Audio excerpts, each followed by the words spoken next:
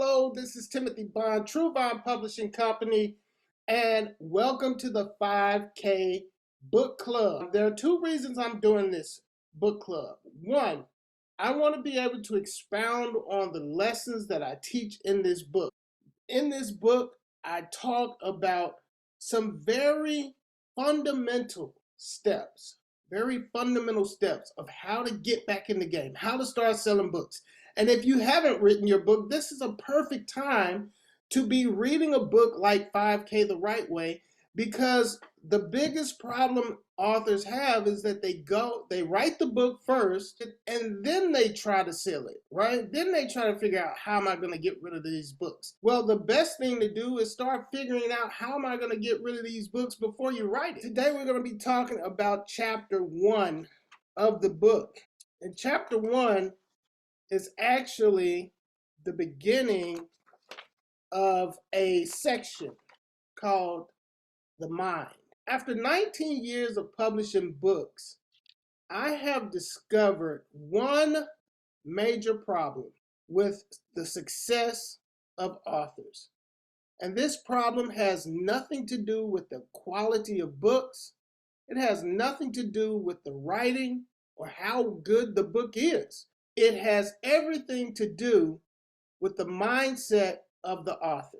If you do not believe in your ability to be successful, if you do not believe and think as a successful author, as a successful business person, then you're going to write your book and then you're going to put it down and you're going to go back to your safety net.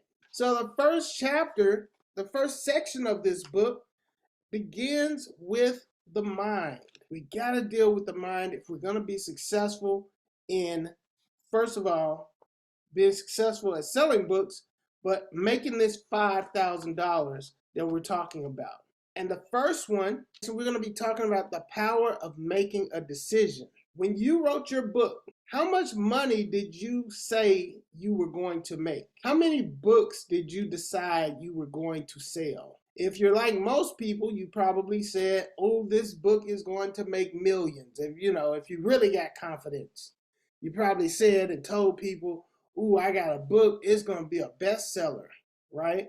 It's going to make millions of dollars. But the problem with that is most people don't know how that's going to happen. They're hoping that this is going to happen. They're believing and hoping. And there's nothing wrong with believing and hoping. Nothing wrong with that at all. However, that is a dependent mindset, because you're hoping means that if other factors don't come, then you won't receive what you're hoping for, right? If I'm hoping that I'll sell a lot of books, if people don't like my book, then I'm stuck. And so what we got to do is we've got to learn the power of making a decision, the power of deciding, this is what I want, this is how I'm going to get it, and then make it happen. So the first thing you need to know about making a decision is, one, decisions don't come with maps. They don't come with road maps. And so they don't come with certainty. This is important because sometimes it's hard to get over that wall when you say, okay, he wants me to just make a decision. All right, I want to make $1 million. How are you going to get to that $1 million, right? So if you make that decision, you're not going to have a roadmap that tells you, okay, now that you've made that decision, this is how we're going to do it. And so a lot of people, they get discouraged because you decide, okay, I want to make, let's bring that million down. Let's say I want to make $100,000 with this book. And so because they can't really see what that looks like, they can't really see the twists and turns that come with making $100,000, they start to think about how difficult it's going to be. They start to think about all the comfort zones that they are going to kind of be pulled out of in order to do that, like public speaking, networking, and going out and asking people for money. And because they can't see that roadmap, they can't see what it looks like to reach that goal, they give up. Don't be discouraged when you don't have the roadmap to get there, right? There's a process involved in making a decision. But the most powerful thing you can do right now is make the decision. The next thing you need to know about decisions are usually more costly and more demanding than you think. One of the people I listen to is a guy named Grant Cardone, and he has a philosophy called 10X. And 10X it basically means that whatever you set your mind to, whatever you think it's going to take to achieve that goal, it's going to take 10 times more effort. 10 times more effort to achieve that goal. And a lot of people get discouraged because once they get involved in moving towards that decision that they've made, they start to realize, oh, this is going to take a lot more work. It's going to take a lot more money than expected. I don't want to get too far off. I want to stay in the decision mode, but let me just branch off a little bit. When it comes to selling books, it's going to take more than one post on social media. It's going to take more than telling a few people, a few friends. It's going to take more money to market and promote your book. When you make a decision, understand that this decision is going to cost more than you think, and it's going to require more energy than you think, and it's going to take you further outside of your comfort zone than you think. But because of that, the next thing you need to know is that making a decision requires your determination and relentlessness. You have to decide that whatever it is I'm deciding I'm going to get, I'm going to get it no matter what it costs me, no matter what sacrifices I have to make, no matter how uncomfortable I'm going to be, no matter what my embarrassment level is. So beyond my comfort zone, beyond my level of embarrassment or my level of ego, my feeling of being rejected, all of that gets pushed to the side because I've made a decision that I'm going to achieve this goal. So that's what we need to know about decisions. One, they're not going to come with a roadmap. Don't be discouraged if you don't know how you're going to get from point A to point B. When you make that decision, you're going to attract. Decisions they're going to cost you more in time, money, resources, energy. And lastly, they're going to require your determination. They're going to require your relentless approach. And that may be off-putting to some people. But so what? Keep pushing, because for every one person who's offended by your grind, there's probably 10 people who are admiring it. All right. The benefits of making a decision. Making a decision invites the universe to assist you. When my brother and I, we were kids, we decided we were going to save money. So me and my middle brother, Johnny.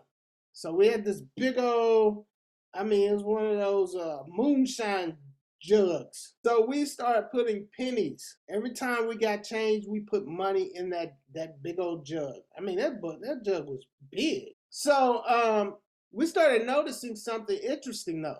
We started putting money in those jugs, and we were kids, so we didn't have jobs.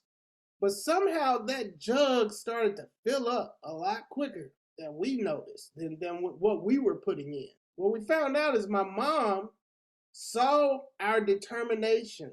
She saw that we were serious. She saw that we were constantly and consistently putting our spare change in that jug. And so mom started putting money in the jug as well. And before you know, we had a gallon jug full of change. When you make a decision, you invite God to be a part of this decision. When you decide, God, I'm going to make this book successful. I'm going to sell $5,000 worth of books. When you make that decision, you invite the universe, God, the universe, you invite him into your mission. And then he, like my mom, starts to add more into your efforts. You know, when I started doing TrueVine full time, when I decided I'm not going back to a 9-to-5, I'm going to make this work. More business has come to me. More referrals have come to me. Just God sending people. When you make the decision that this book, I'm going to make this $5,000, $10,000, $20,000, God is going to send you people. God's going to send you opportunities because you made this decision in conjunction with your work that you do. A second benefit of making a decision makes you more aware of opportunities. Now, this is critical. I say in the book, we have opportunities that are right under our noses, but we're not aware of them because we don't know what we want. Have you ever, let's do it like this. When you bought a new car, once you hit the road with that new car, how many other cars just like yours do you begin to see? If you're like me, you start to see them everywhere, right? When I wrecked my car as a kid, I had a Ford Escort. When I wrecked that car, I saw Ford Escorts everywhere that looked just like my car. Why? Because I was now aware. When you decide that you're going to sell books, that you're going to make money, certain amounts of money, $5,000 in this case. When you decide you're going to make $5,000 from your book, you become more aware of opportunities that are sitting right in front of you. So the people in your office now who have been sitting there all this time, and you know you've not talked to them, you've not told them that you wrote a book, or if you did tell them you wrote a book, you just kind of glanced over it, you kind of mentioned it, and then they say, "Oh, I'm gonna get it," and you say, "Okay, yeah, if you get a chance." But when you make that decision, I'm gonna make $5,000. They don't look the same anymore. They look like, hey, you made a promise, you made a commitment that you wanted to buy my book. Let's get that done. And before you know it, you're seeing these opportunities that are right in front of you. Your friends who have jobs where you can promote your book, right? In the book, I talk about your friend who's a radio disc jockey is now more than just a friend. This is a connection where you can promote your book through the radio. So by making this decision, I want you to start paying attention to the opportunities that are everywhere now, right? Be more aware of opportunities to help you achieve your goal. The last benefit of making a decision is that it brings self-accountability. I am probably the worst at procrastinating, putting something off today, tomorrow, what I could do today, or just walking away from something because I'm uncomfortable with it. But when you make that decision, when I make a decision, that part of my brain that's telling me not to do something, that part of my brain that's always like, oh, that's going to be too hard, don't do it.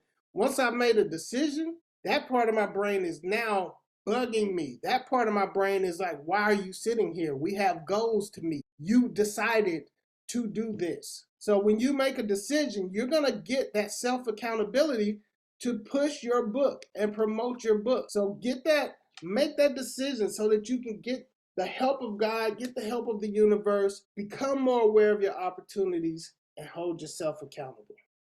All right, so how do we make decisions? Now, I know this may seem silly, but again, this is a very psychologically, a very critical aspect of success as an author.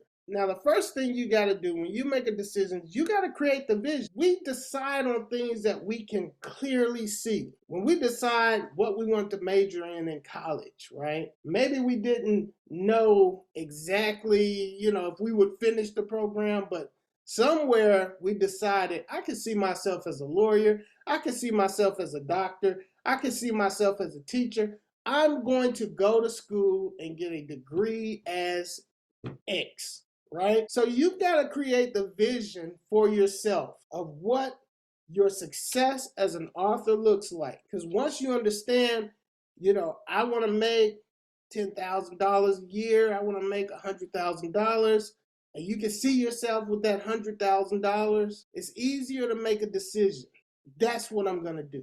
I'm going to do it. I'm going to commit to making this money with my book. And then you need to tap into it emotionally. Like nobody does anything without emotion. So you got to tap into it emotionally, and you got to see yourself succeeding as an author. See yourself with the money that you want. See yourself with the fulfillment. Feel the joy that you have when you see a line of people reading your book, or you see like this, a group of people at you listening to you on a webinar or a podcast or whatever. See that and tap into that emotion, because that's going to give you that extra boost to move forward and achieve what you've decided on. So create the vision, tap into the emotion of it, do the research. So, I told you a decision doesn't come with a roadmap. The goals that I have, there's research that you need to do. You need to find out. The Bible says count the cost. What do I need to do to achieve this goal that I have set? In this book, we're talking about 5,000. Now, you could choose 5,000. You could choose 10,000. You could choose any number. The same applies no matter what. What is it going to take? How many people do you need to sell books to? Who do you need on your team to sell books, to help you sell books? What kind of promotion will it take? Do the research so that you can make an informed decision. And then lastly, you got to commit. You have to commit. It doesn't matter what it's going to take. It doesn't matter how I feel. I'm going to do it. You got to tap into that emotion that no matter what it takes for me to achieve this goal, I'm committed. I don't care what I lose. I don't care if I get no sleep. I don't care if I don't eat. I'm going to achieve this goal. All right, so what are we deciding? We are deciding on two specific things in respect to this book. One, we are deciding how much money you're going to make, and we're deciding how many books you will sell. A lot of times people will write a book and they are excited. I talk about in the book, they are excited about how much money they can make. I'm excited to see how many books I sell. I hope we make $100,000. But like I said, that's a dependent state. That's a dependent mindset.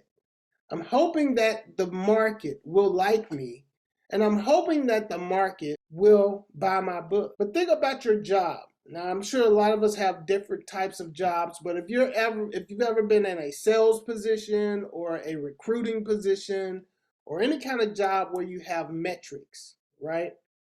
If you've been in any kind of job where you have metrics, your job, your boss does not hope that you'll meet your metrics. They don't hope that you'll make 150 calls. They don't hope that you'll sell $10,000 worth of goods. They tell you that's your goal. They tell you you're going to sell $10,000 worth of goods. And if you don't sell $10,000 worth of goods, we've got a conversation we need to have. When you write your book and you put this book out, I don't want you hoping that you're going to sell $10,000 worth of books. I want you to decide, I'm selling $10,000 worth of books. I'm not going to stop until I reach that number. I want you to decide, I'm going to follow up with people. I'm going to set up events. I'm going to go to book fairs.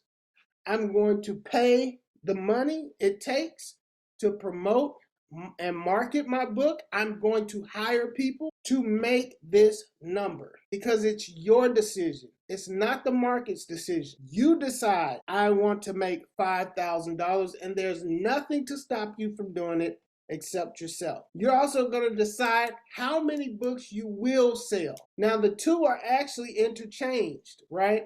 So if you decide you're going to make $100,000, then that automatically implies you have to sell a certain amount of books. But the lesson and the message is the same. You decide.